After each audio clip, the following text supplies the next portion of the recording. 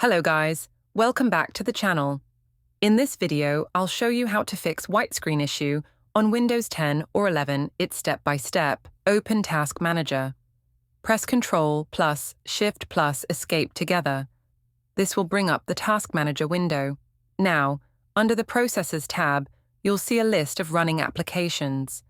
If you notice any program using too much CPU or memory, right-click on it and select End Task.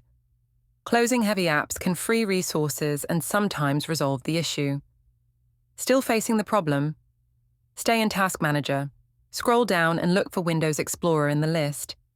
Right-click on it and select Restart. This will restart Windows Explorer. If the issue is still there, open Task Manager again and go to the Startup tab. Here, you'll see all the apps that automatically launch when your system starts. Right-click each one and choose Disable to stop them from running at startup. Once done, close Task Manager. Finally, restart your computer. Press Ctrl plus Alt plus Delete together. On the blue screen that appears, click on the power icon, then select Restart. Your system will reboot, and this usually fixes the white screen error. And that's it.